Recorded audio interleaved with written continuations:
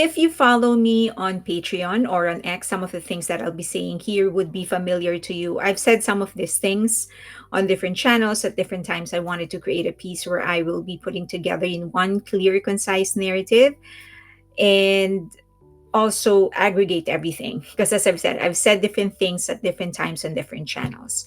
Okay, let's get on with the video.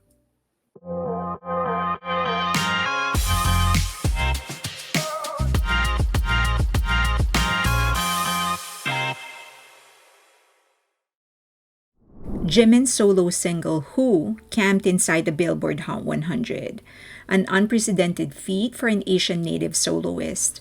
Unlike other acts, Jimin didn't have the legacy go-to Western market tools utilized by foreign acts, especially Korean acts, to establish a name in the West in his arsenal. He has no major US label, no radio push, and no fancy Western collaborators.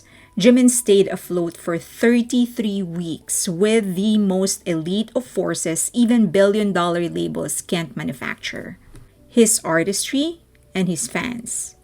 Who is currently the longest charting song by an Asian native in Billboard Hot 100. And given that all other tracks by Asian native acts that are demonstrating some endurance are collaborations with giant musical acts, who will most likely keep the more significant record: the longest charting solo song by an Asian native act in Billboard Hot 100. Released while Jimin was serving in the South Korean military, the track had no active promotion aside from a single pre-recorded appearance on The Tonight Show starring Jimmy Fallon. One Man Cavalry. Western collaboration is a common marketing tactic as it helps an artist expand to a larger audience, specifically in the West. And there is absolutely nothing wrong with that. But even that, Jimin actually passed on. In contrast, Blackpink's Rosé partnered with Bruno Mars for Apathy.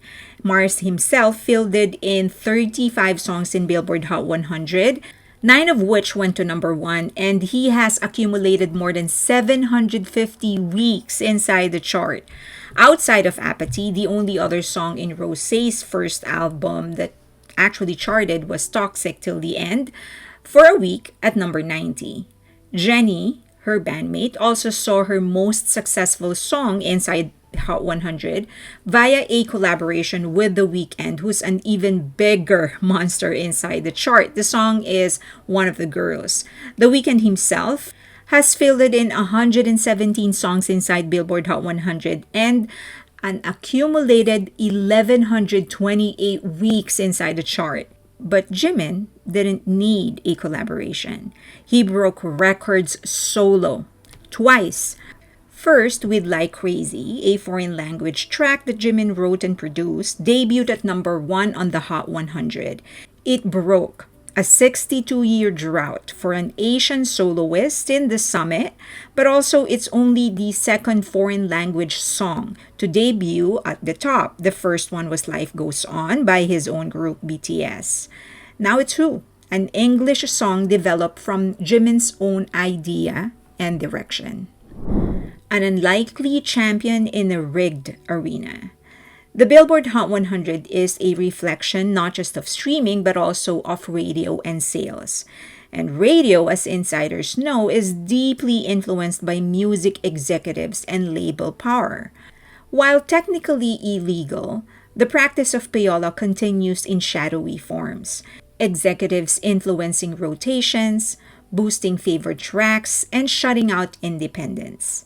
Benny Blanco, in fact, once revealed how a song could be pushed to number 1 with a single phone call of an executive to a radio executive. Let's listen to what he said. Radio thinks I'm an idiot. We have moves like Jagger. The problem is they have another song at radio at this time called Never Gonna Leave This Bed. And his manager comes to me and he said, hey, Adam's gonna be on this new television show. It's kind of like American Idol. We're gonna have him perform and premiere this song on the TV show. They perform the song. His record label goes, you fucking idiot, what are you doing? You're supposed to play the single we have at radio right now. Why would you do that? We wake up the next morning. It's number 1 in 85 countries, okay? The label owner goes, change the song at radio immediately. They change the song. Never look. Yes, that's how easy it is for a label to push a song, a single phone call. And yet, Billboard has spent all its energy limiting the influence of fans on the chart instead of executives' influence on the chart. These multi-million-dollar labels have bulldozed everything from independent artists to an entire cultural movement through the power of their money, position, and influence. In fact, Columbia executive Ron Perry reportedly had to personally meet with station managers of radio stations to get BTS's Dynamite on the air. Jimin's Who got nothing but 2 weeks of radio support a month after the release of the song. After that, it relied entirely on streaming to stay afloat. It got one pre-recorded US performance, zero paid playlisting, and yet it defied gravity for 33 weeks. The power of Who lies not in corporate backing, but in Jimin's community. This isn't just a win for Jimin. It's a warning shot for the industry and hope to artists who either refuse or don't have the opportunity to get signed by big labels. Apex Artistry. Jimin's dominance didn't just stop at US borders.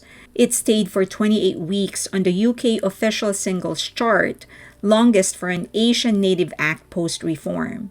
It had 34 weeks on Billboard Global 200 and Billboard Global Exclusive US. It also stayed for 33 weeks on Billboard Streaming Songs, 39 weeks on Billboard Artist 100, and his album Muse has charted for 34 weeks on Billboard 200 and World Albums. He also became the first Asian native soloist to top the Billboard Artist 100, another milestone ignored by the broader industry. And with Who, Jimin has become the only act in history to simultaneously hold the longest charting Hot 100 song as both a soloist and as a part of a group, with his own group, BTS's Dynamite. So, Livagant Journey. By the time Who dropped, Jimin was already serving in the military. He wasn't promoting. He couldn't promote. His only so-called tactic was remixes, but given that all other acts released the same amount or more remixes, the playing field on that one is pretty much equal. There was no PR campaign, no interviews, no late-night circuit. Just one Fallon performance recorded in advance. Yet Who broke records. It outlasted hits with full label support because what Jimin has is something the industry can't manufacture. Loyal community. Who represents more than just a record-breaking single. It's a cultural shift, a fan-led uprising in a business dominated by conglomerates. Jimin's chart success isn't just impressive, it is disruptive. And it proves that the traditional model of radio deals, playlist manipulation, and promotional spending isn't the only path to the top. Streaming services like Spotify have in fact started charging to boost songs, and many songs that are charting right now benefit from that. Billboard continues to adjust its formula to suit label-favored artists.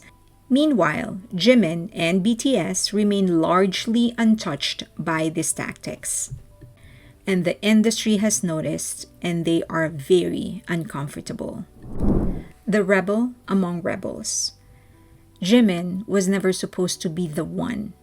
Jimin, the soft-spoken outlier with a crescent eye smile, came in with the shortest training period in the group, nearly cut from the lineup several times, quietly carrying the least writing credits in a group full of lyrical geniuses. He was the dancer, the angelic voice, the gentle soul, not the threat, and certainly not the rebel. But as they say, it's always the quiet ones. And Jimin didn't just flip the script.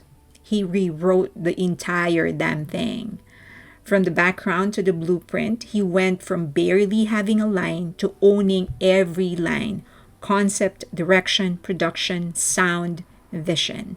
It was 0 to 200 in a blink. He became the alpha and the omega of his own artistry, without noise, without warning, and without anyone fully understanding how he did it, how he's doing it. And that's what makes him dangerous and fascinating and frustrating. You never see it coming, and when it hits, you're left wondering how he pulled it off and why it hits so hard.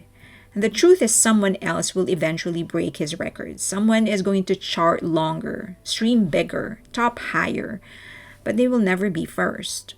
And they'll never be the one who did it quietly, unexpectedly, with no blueprint and no handouts. They'll never be the one who planted their flag on an unfamiliar ground and raised it on his own. That honor will forever belong to Jimin, the unlikely genius, the rebel among rebels, the soft smile that set the world on fire. I am so proud of what he has been able to accomplish. And also, I'm so excited to actually see what he has in store for us in the future, the things that he will be doing, how he's going to evolve. Now, I just want to make it clear that I'm not saying that, oh, only those that don't collaborate with anybody, especially with Western artists, are actual real artists. I'm not saying that.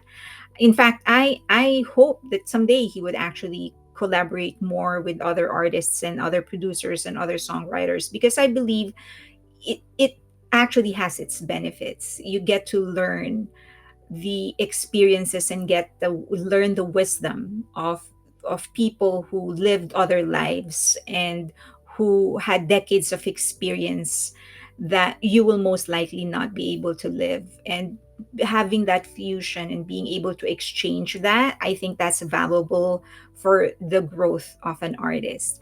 I think it only becomes wrong if you're only collaborating just because you want to chart or you want to sell.